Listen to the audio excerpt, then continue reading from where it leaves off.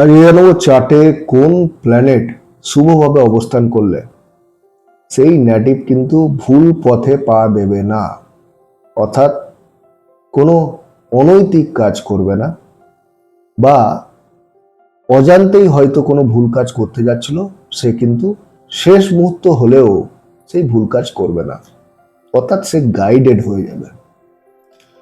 কোন প্ল্যানেট শুভ থাকলে এরকম হবে? দেখুন, কারোর চার্টে যদি কেতু শুভভাবে অবস্থান করে তাহলে এরা কিন্তু ভুল পথে পা দেবে না। অনেক সময় কি হয়, মানুষ অজান্তেই ভুল কাজ করে বসে এবং তার কনসিকুয়েন্সও কিন্তু ভোগ করে।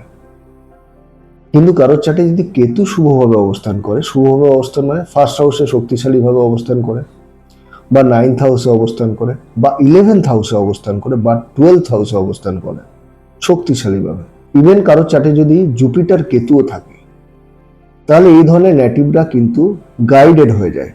এরা কিন্তু ভুল পথে পা দেয় না, ভুল কাজ করে না। আর যদি কারোর চার্টে স্যাটার্ন বা শনি শক্তিশালীভাবে অবস্থান করে, শুভভাবে অবস্থান করে, বা কারোর চার্টে যদি জুপিটার এবং স্যাটার্নের কানেকশন থাকে, তাহলে এই ধরনের নেটিভরাও কিন্তু ভুল পথে পা দেয় না। এরা গাইডেড হয়ে যায় বা কোনো অনৈতিক কাজ কখনো করে না।